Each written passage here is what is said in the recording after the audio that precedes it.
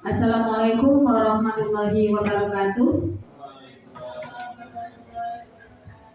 Terima kasih Bapak Kepala Sekolah yang telah memberikan kesempatan kepada saya untuk menyampaikan tentang budaya positif. Jadi di hari ini adalah salah satu aksi nyata saya di modul 1.4, yaitu menyebarkan pemahaman dan penerapan pengalaman budaya positif. Kemudian terima kasih kepada teman-teman rekan-rekan sekalian yang menghadiri acara ini di agenda kompel kita. Tetap semangat walaupun sudah sore. Sebelum kita memulai, semangat-semangatan dulu. Kalau saya bilang SMK Negeri 9 Merangin, semangat, seperti itu ya. Bisa? Oke, saya ulangi. SMK Negeri 9 Merangin, semangat. Saya ulangi. SMK Negeri 9 Merangin, semangat. Oke, semoga dari hari ini dan seterusnya kita akan lebih bersemangat. Budaya positif apa ya? Kira-kira budaya itu apa? Menurut Bapak Ibu apa budaya? Kebiasaan yang telah dilakukan setiap saat.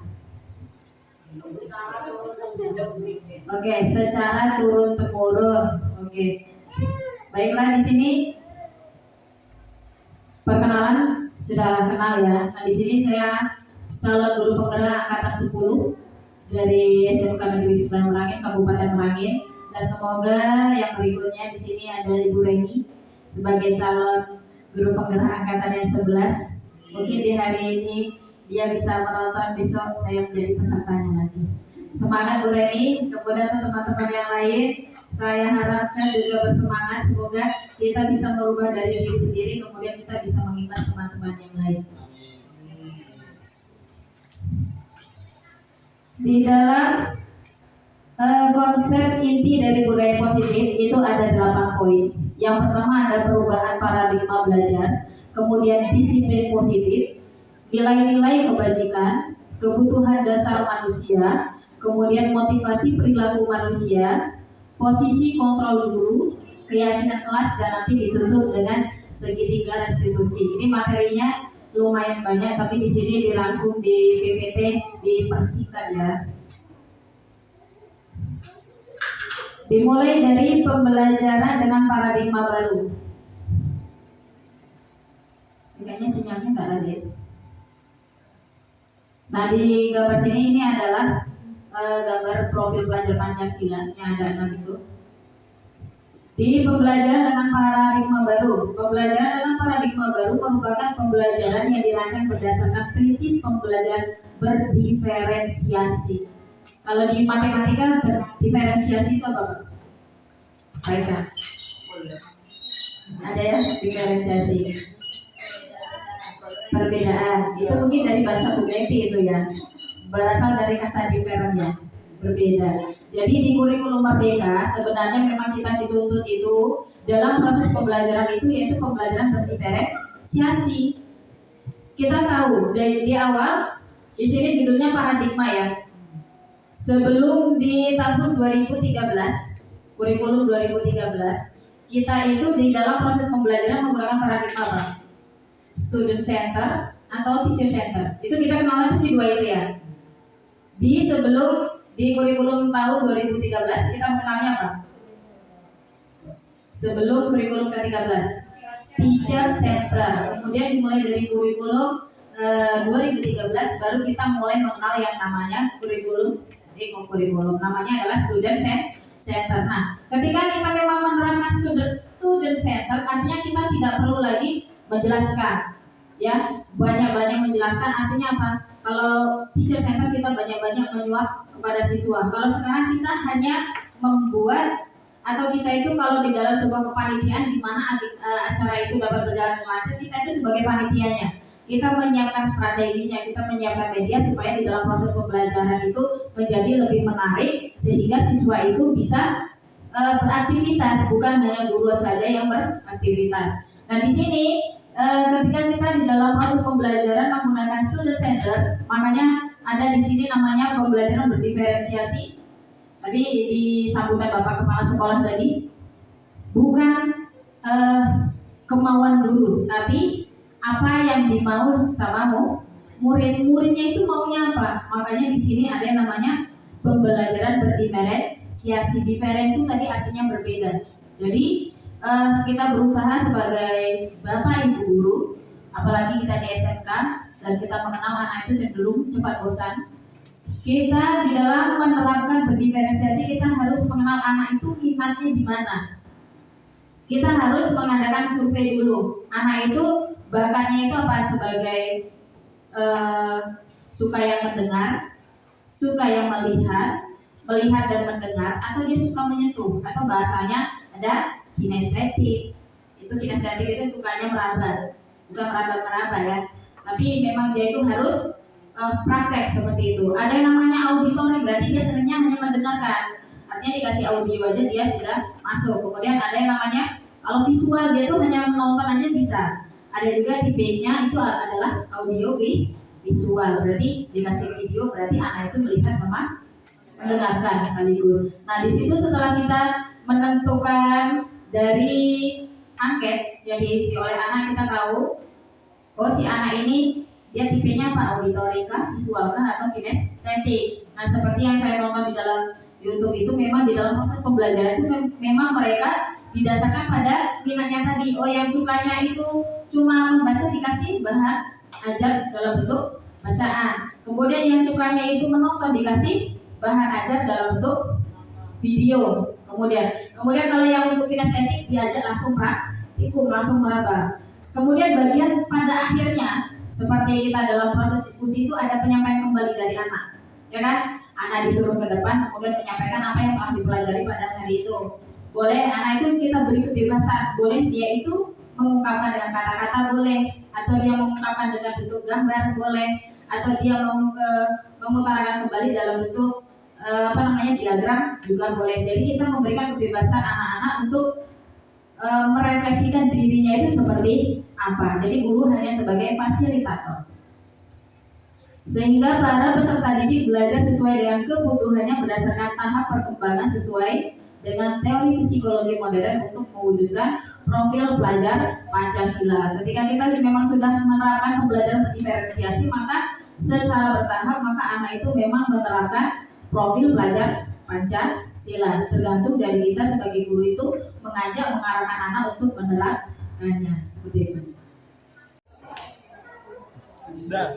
Oke, kita lanjut. Yang ini tadi ya, yang gambar Pancasila itu tentang profil pelajar Pancasila. Oke, ini kita kan sebagai guru, jadi selama ini mungkin kita merasa kontrol termasuk siswa yang ada di sekolah kita, dan kita tahu sendiri bahwa siswa kita itu sudah dewasa semua. Ini yang terjadi nih, miskonsepsi tentang teori kontrol.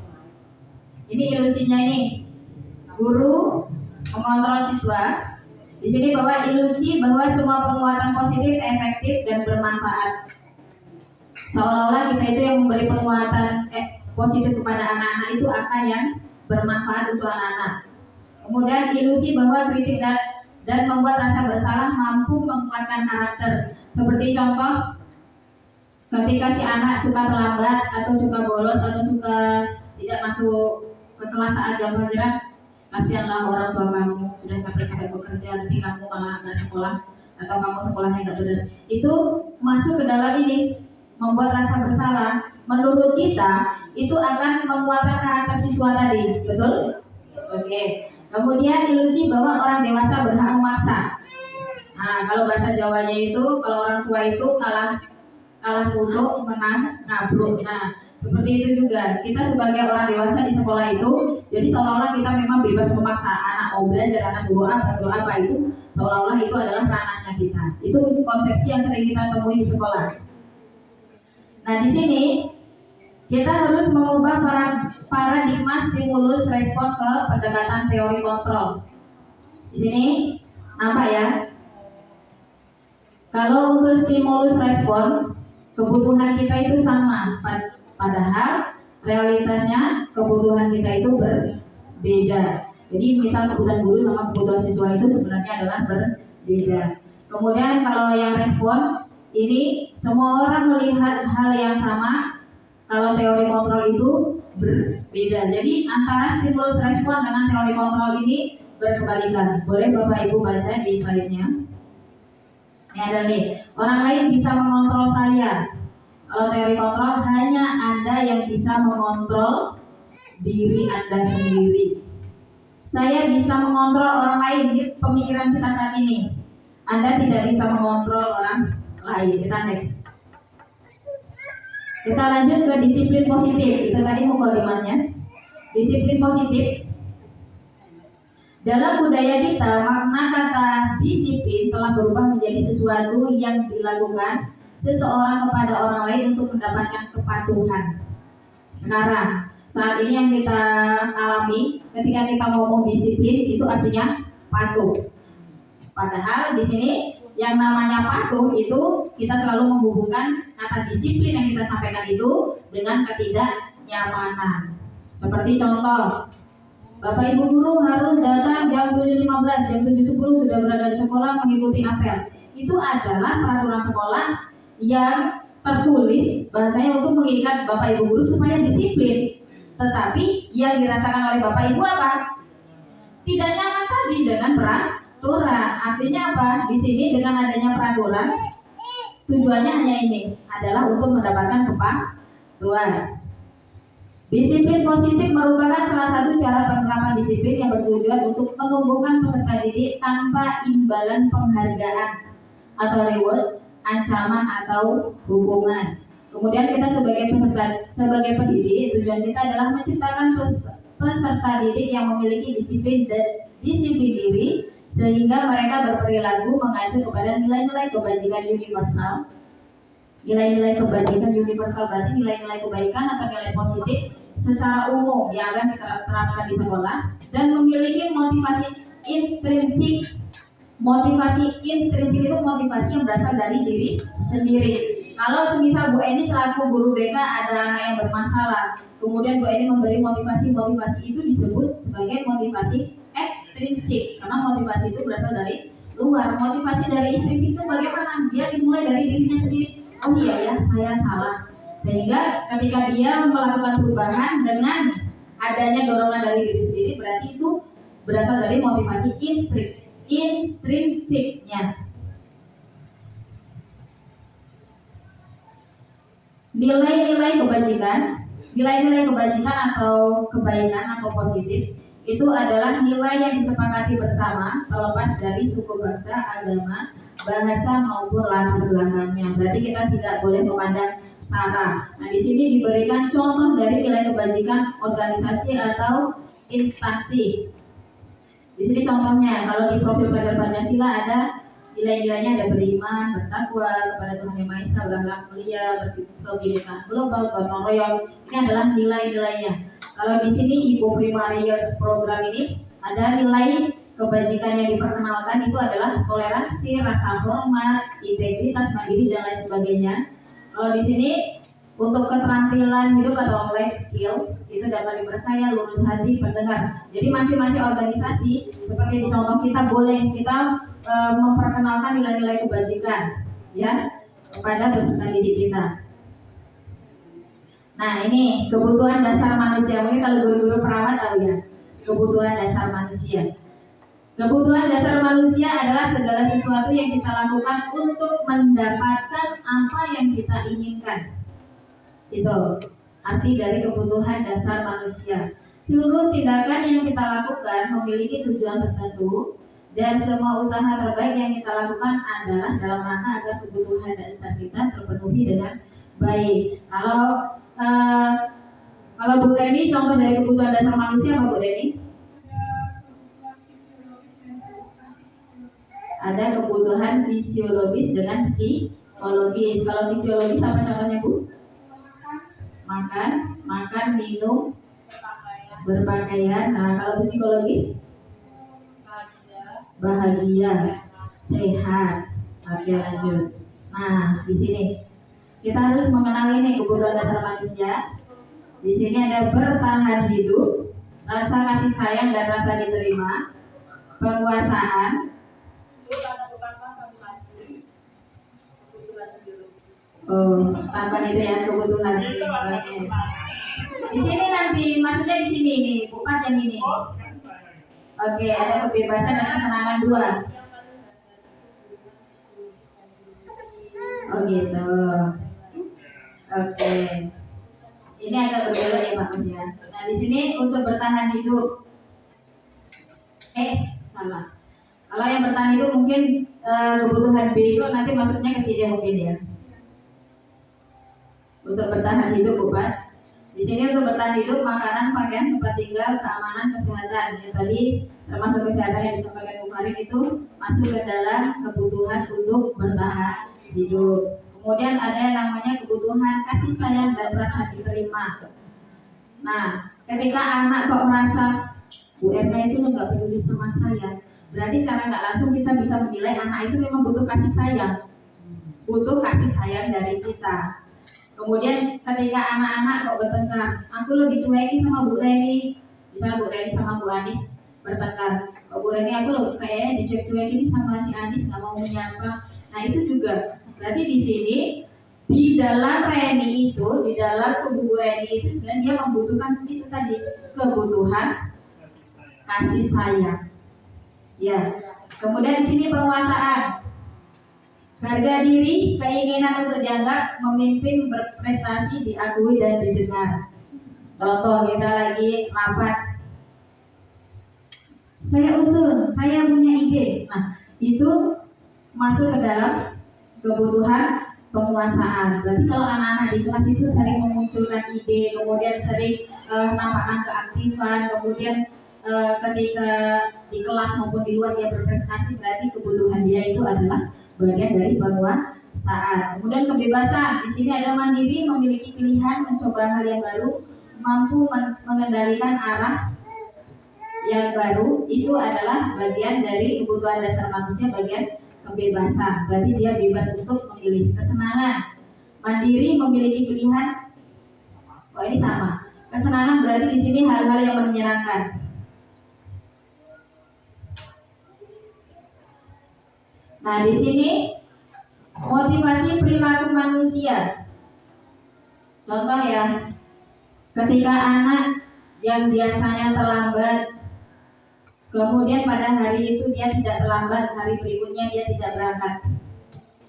Ini bisa terjadi karena bisa jadi ya, ini karena ada motivasi ekstrinsik. Bisa jadi karena dia tidak terlambat itu karena takut terkena hukuman. Entah nanti suruh hormat bendera, apa suruh keliling lapangan, seperti itu. Kemudian untuk mendapatkan imbalan atau penghargaan dari orang lain. Reward itu bukan hanya dalam bentuk uang atau barang. Masih sip, mantap, seperti itu. Bisa contoh Kaisan wali kelas, ih bagus nak, kamu hari ini gak terlambat. Itu artinya ngasih 1 jempol saja, itu sudah termasuk ke dalam reward. Itu berarti motivasinya itu masih ekstrinsik.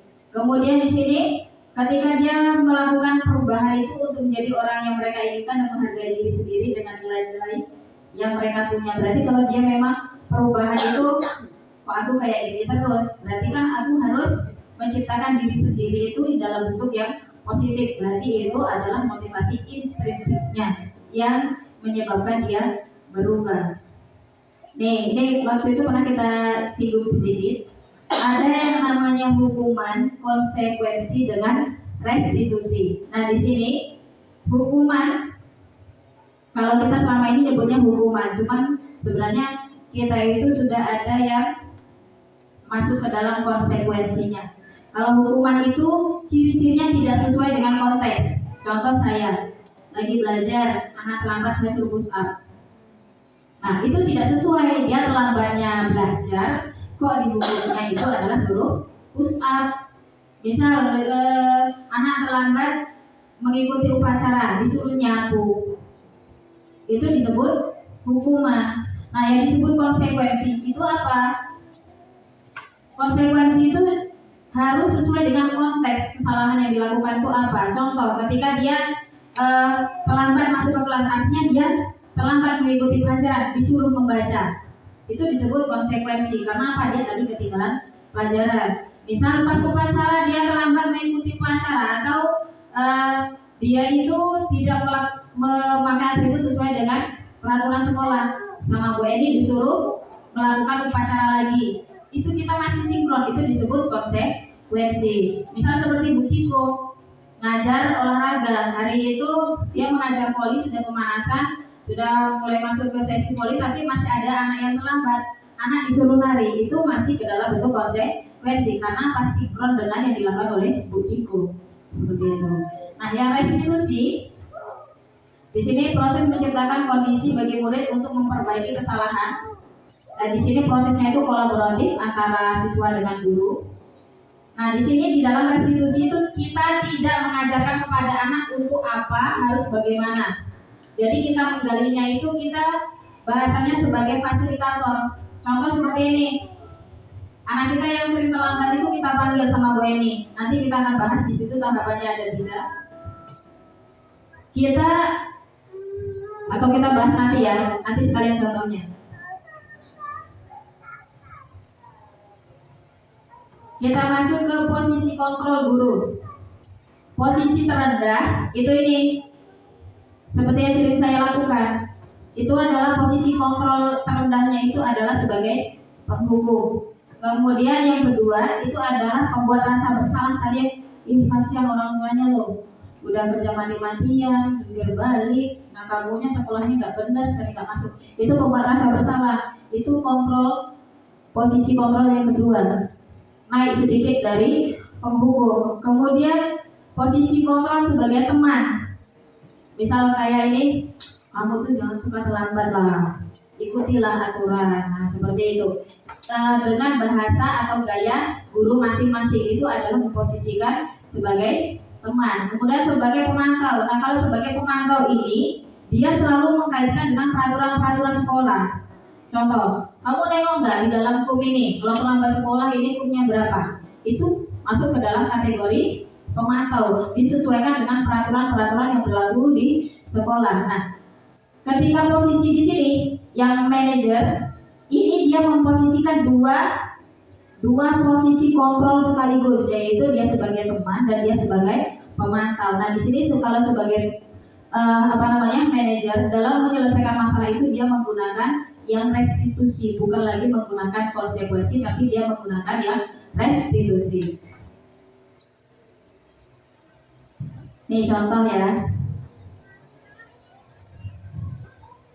Ini contoh kasus-kasus yang sering kita temui. Siswa tidak memakai atribut lengkap saat upacara bendera. Nih, kalau sebagai tipikalnya orang itu penghukum, dia pasti bilangnya hormat pada bendera selama 1 jam.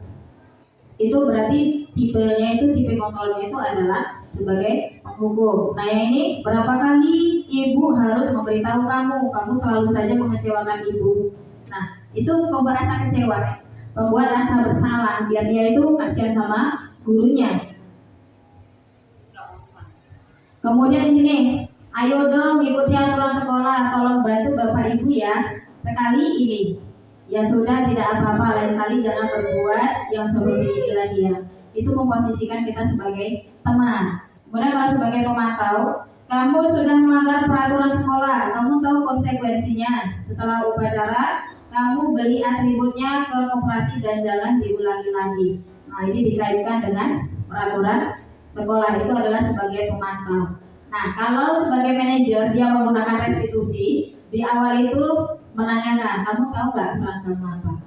Kemudian kira-kira bagaimana kamu memperbaiki kesalahan kamu? Itu nanti yang menjawab siswa sendiri. Jadi kita hanya memfasilitasi supaya anak itu memunculkan dia kesalahannya apa, kemudian dia memunculkan kira-kira untuk menyelesaikannya bagaimana. Oke, kita lanjut Bapak Ibu. Di sini ada beberapa pertanyaan dari ini di slide. Jadi Bapak Ibu silakan menjawab ini masuk ke dalam kontrol yang mana. Dia sebagai penghukum, pembuat rasa bersalah, sebagai teman. Ini apa? Oh, langsung dijawab. Ya, ini betul. Ini adalah pembuat rasa bersalah. Yang ini, kamu tidak pernah benar melakukannya. Betul sekali. Jadi dia selalu menyalahkan. Berarti langsung lulus dia. Next. Apa rencana kamu untuk menyelesaikannya? Next. Apa ini kira-kira? Masuk ke yang mana posisi gurunya? Ayo, di sini apa rencana kamu untuk menyelesaikannya? Di sini Bu Farid sebagai teman.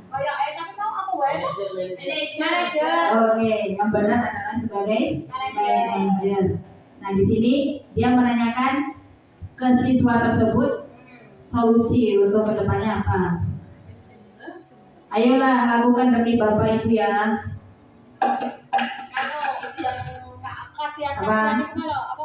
Kasihan. Penghukum, pembuat rasa bersalah, teman, pemantau, atau manajer? Hah? Ada teman, kemudian ada manajer. Ada lagi? Aja apa? Teman. Ada yang lain? Hah?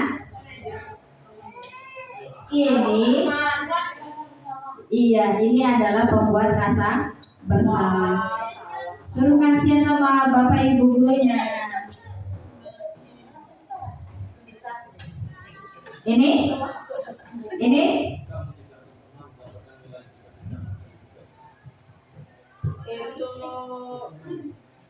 mana?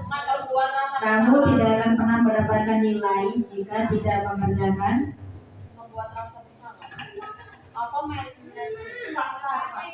Hah?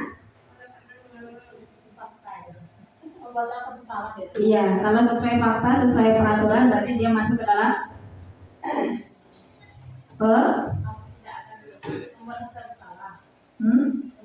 Ini berhubungan dengan sini. Iya, di sini dihubungkan dengan peraturan realitanya itu. Nah, ini keyakinan kelas. Jadi yang namanya keyakinan kelas itu sebenarnya hampir mirip dengan peraturan kelas. Cuman bedanya ini, mengapa keyakinan kelas bukan peraturan kelas? Kok nggak muncul? Nah, di sini di dalam proses pembentukan keyakinan kelas, bisa Bapak Ibu baca, dia bersifat abstrak, artinya di sini bebas. Anak itu mau menyampaikan kata-kata atau kalimatnya itu apa untuk dimasukkan ke dalam keyakinan kelas.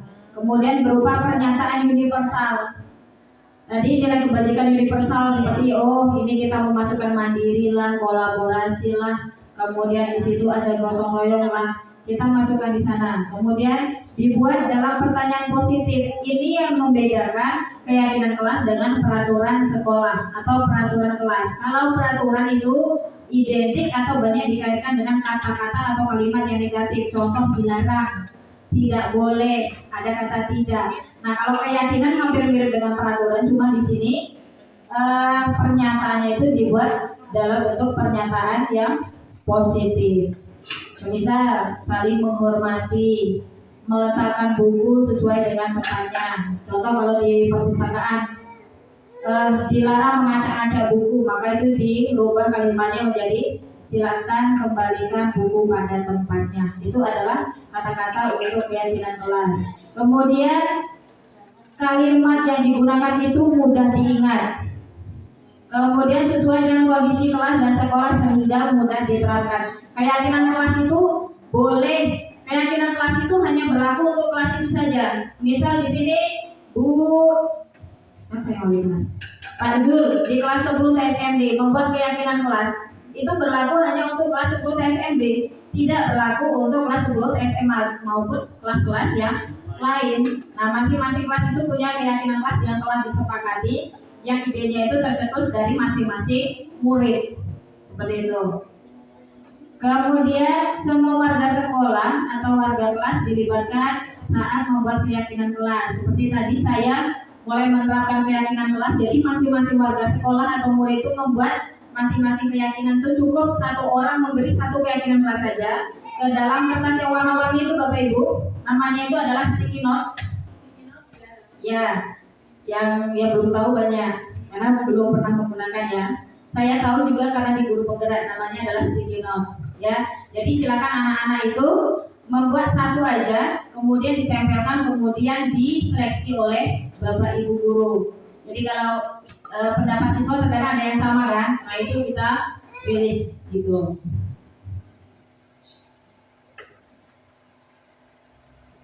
Segitiga restitusi, suatu proses dialog yang dijalankan oleh guru agar dapat menghasilkan murid yang mandiri dan bertanggung jawab. Nah, di sini tahapannya yang ini. Yang pertama adalah menstabilkan identitas. Ketika kita menyelesaikan masalah, yang pertama kali itu menstabilkan identitas. Artinya apa? Ketika ada anak yang bermasalah, kita panggil gak langsung jedin. Kamu ngapa melakukan kesalahan ini? Nah, sudah berapa kali? Enggak. Tapi kita di awal dielus-elus dulu, seperti itu. Paling ditanya, contoh kalau terlambat, kamu kok terlambat lagi? Berapa kali kamu sudah terlambat? Ya sudah, nggak apa-apa. Orang buat kesalahan itu manusiawi kan? Yang penting kamu tahu caranya untuk merubah itu gimana, atau untuk menyelesaikan masalah itu gimana. Itu adalah bagian dari cara untuk segitiga restitusi pada tahap menstabilkan identitas. Itu membuat siswa itu tidak kaku lagi, atau tidak ketika nanti kita bertanya-tanya kepada anak untuk menentukan strategi apa untuk anak itu bisa berubah, jadi anak itu nggak tegang duluan seperti itu. Setelah anak itu sudah stabil, masuk ke dalam validasi tindakan yang salah. Nah, ini makanya perlu kita keyakinan kelas itu dibuat terlebih dahulu. Contoh kalau yang suka terlambat, berarti di situ contoh yang tadi itu datang tepat waktu. Ketika kita membuat datang tepat waktu, tapi waktu itu si anak sukanya terlambat. Nah, kita ditanya di bagian tahap validasi tindakan yang salah, di keyakinan kelas yang mana yang kamu langgar? Bagian disiplin Bu di mana? Di kalimat yang mana? Di kalimat yang datang tepat waktu. Seperti itu. Setelah anak itu diarahkan kesalahannya di mana, ya kan? Kemudian kita memberikan respon dulu.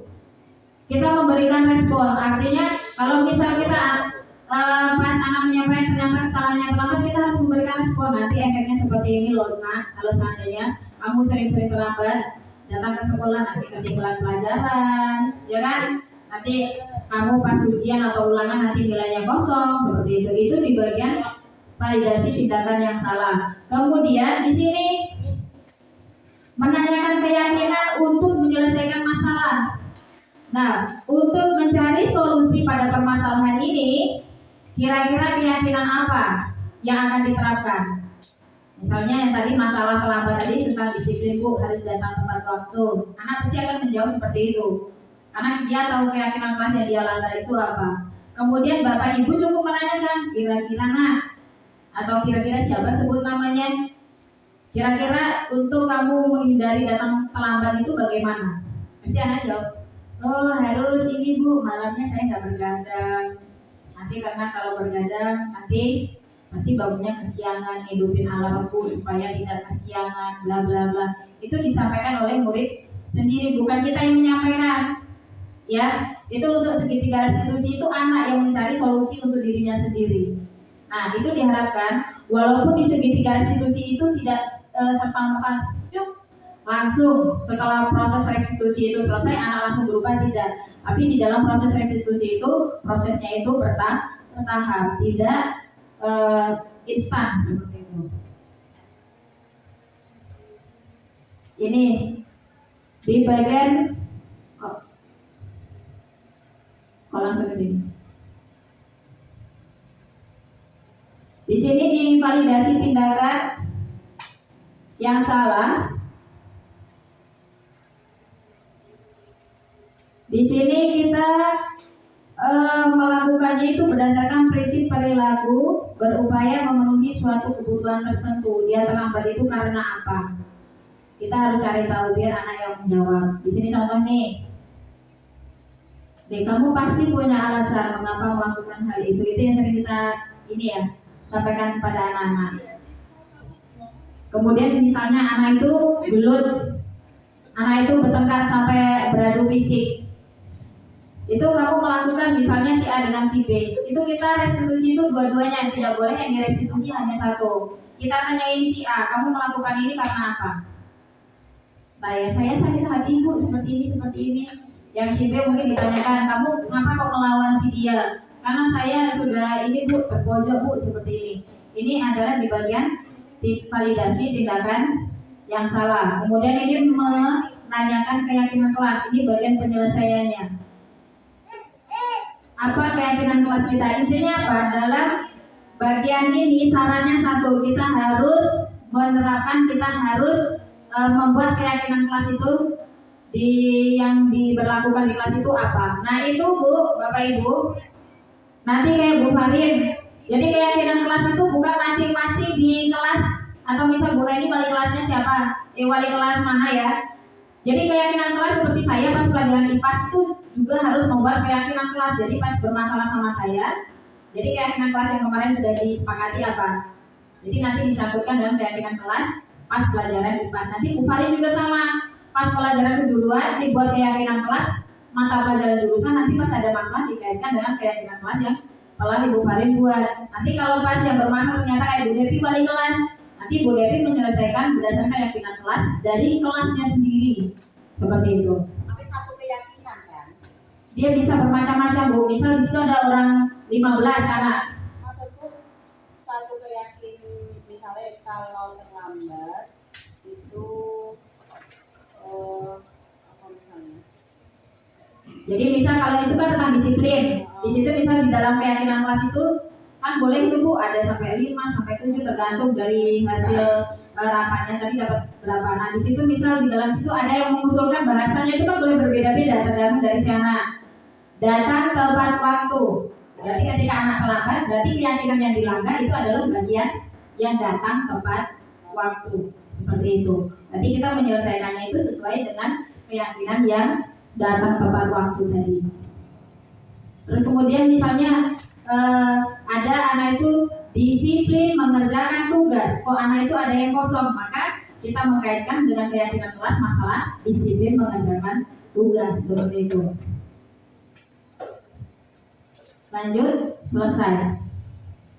Jadi kita 3 menstabilkan validasi tindakan salah, kemudian ditutup dengan menanyakan keyakinan. Yuk kita coba. Seperti saya juga harus belajar. Biasanya saya itu berada pada kontrol penghukum paling jelek ya. Jadi penghukum itu memang ditakutkan itu efeknya itu negatif.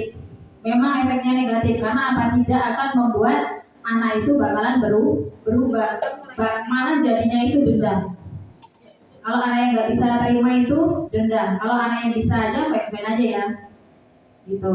Nah di sini sebagai penutup, dalam penerapan disiplin positif hendaknya guru memiliki standar kepribadian profesional dan sosial yang baik di mana guru mampu merefleksi dirinya dalam posisi kontrol. Ingat, kita itu ada posisi kontrol, kita berada di mana? Yuk kita berusaha sampai ke posisi manajemen. Jadi memang kita itu harus selalu dekat dengan anak murid kita. Bagaimana perjalanan dirinya sebagai amung, sistem amung? Ada yang masih ingat?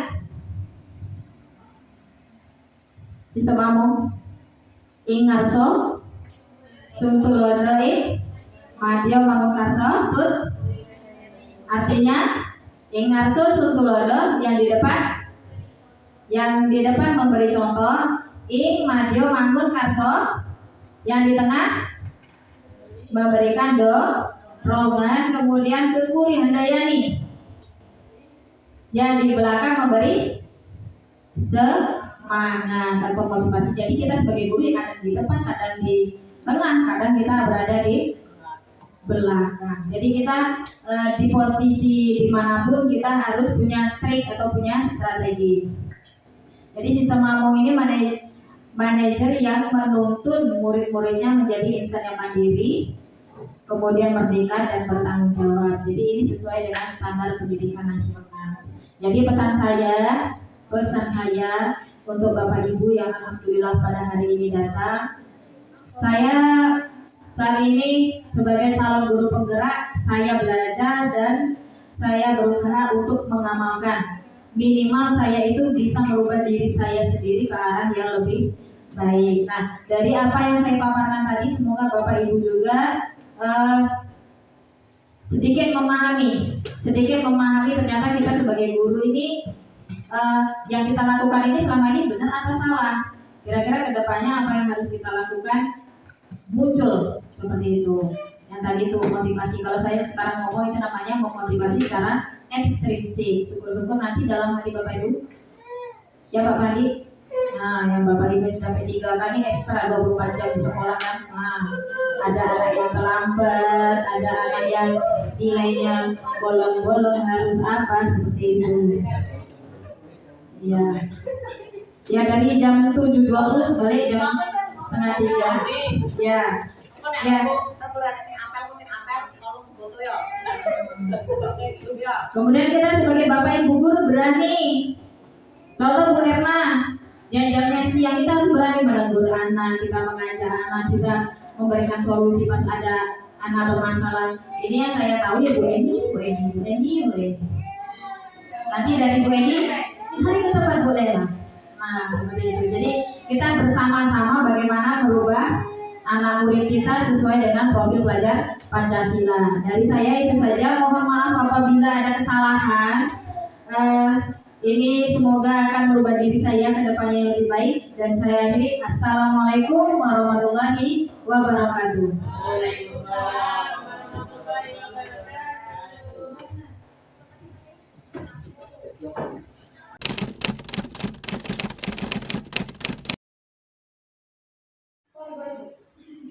Assalamualaikum warahmatullahi wabarakatuh. Waalaikumsalam warahmatullahi wabarakatuh. Apa kabar semuanya? Baik, Bu. Oke, karena kita jam terakhir, jam-jamnya rawan mengantuk, jadi kita tepuk-tepuk dulu boleh? Boleh, Bu. Oke, jadi yang pertama ada tepuk 1, tepuk 2, pindah 4, tepuk 3, kata, tepuk 4, itu, oke, tepuk 5, bisa? Oke, kita mulai tepuk 1, tepuk 2, tepuk 3, tepuk 4.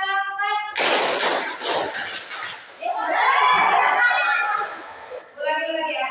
Tepuk 1, tepuk 2, tepuk 3, tepuk 4, tepuk 5.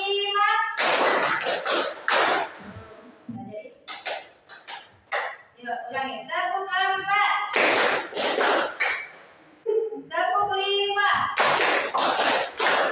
Oke, terima kasih. Jadi pada siang hari ini kita akan membuat keyakinan kelas. Apa itu keyakinan? Keyakinan apa? Meyakinkan diri. Maksudnya apa? Keyakinan itu apa? Kepercayaan. Kelompok pertama ada? Dapat apa itu keyakinan? Tidak ada. Oke, yang ini adalah tentang kepercayaan. Yang ini? Keyakinan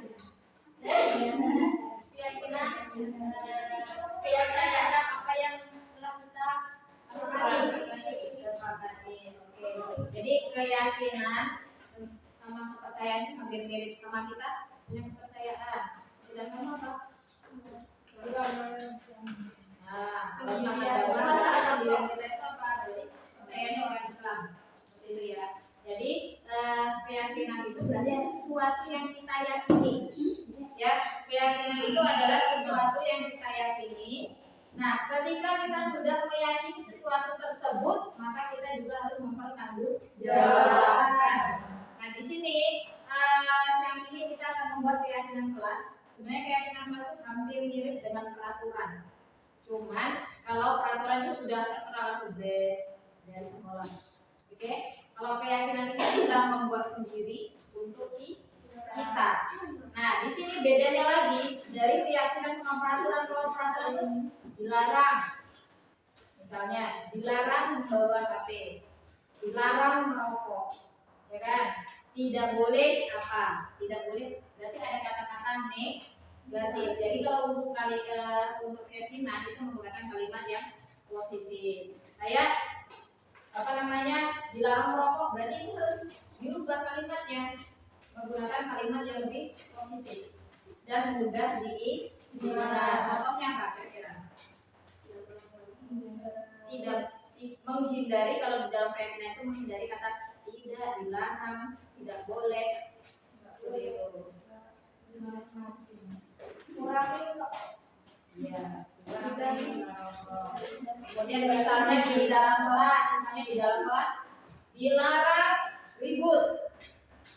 Nah, misal nanti kamu dibuat di dalam keyakinan kelas itu menggunakan kalimat yang lebih positif itu, ketika jam belajar kita ketika belajar harap menang. Jadi itu adalah kalimat yang lebih positif dibandingkan dengan dilarang ribut. Jadi kita fokus karena kita akan membahas keyakinan kelas, berarti apa sih yang kita akan buat di dalam kelas supaya apa? Kita belajarnya aman, nyaman, kemudian kondisi kelas itu rapi. Sekarang silakan pikirkan, kemudian kalian tuliskan ke dalam ini bukunya kertas ini. Ini apa namanya? Apa ini? Namanya? Kertas. Kertas ini dibagikan sama kalian. Silakan tadi tulisnya apa? Tulis keyakinan kelas. Tulis satu keyakinan kelas. Setelah itu kalau sudah, nanti silakan ditempelkan di papan tulis. Bisa dipahami? Bisa.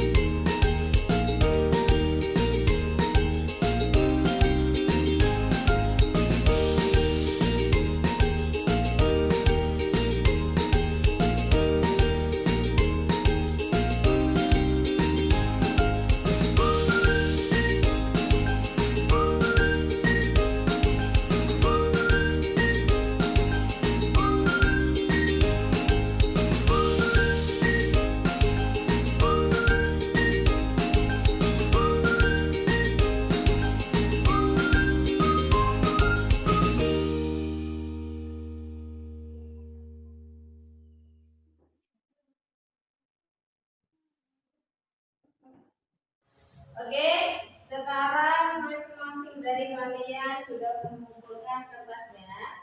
Kita lihat, jadi di sini jika ada yang sama, Ibu eliminasi ya, karena sama. Kita lihat yang pertama, minta izin ketika keluar kelas, ini bagus. Kemudian berperilaku sopan santun dan saling menghormati satu sama lain. Oke, memperkuat hubungan baik sesama teman dengan menghindari permusuhan. Di sini masuk. Kemudian menjaga kebersihan kelas.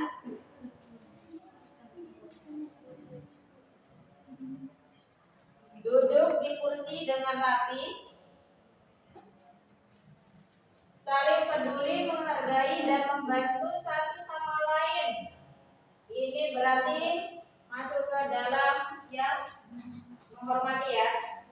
Kemudian berperilaku sopan santun dan saling menghargai, ini sama.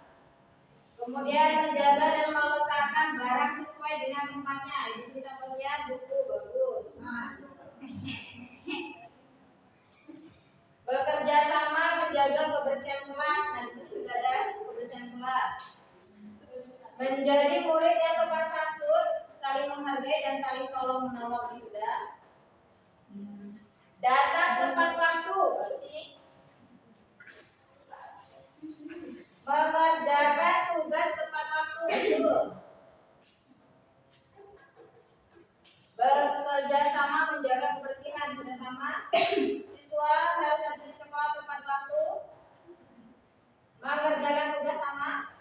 Kemudian saling peduli dan menghargai sama. Hormati guru dan teman. Di sini ada.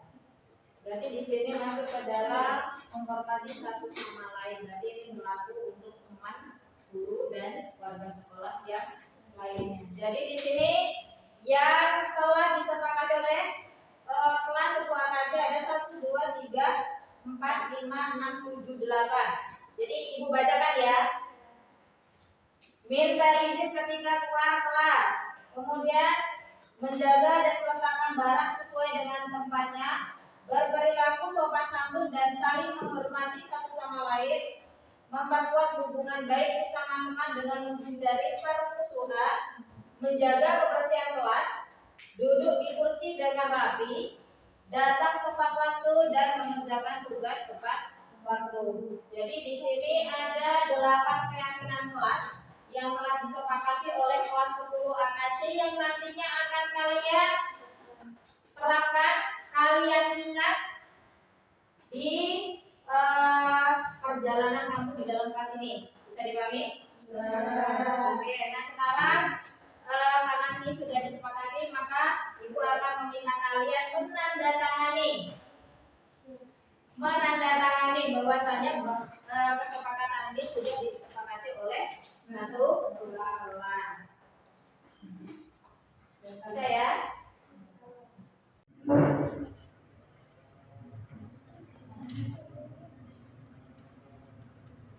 Silakan isi kertas ini dengan menuliskan nama dan tanda tangan kalian.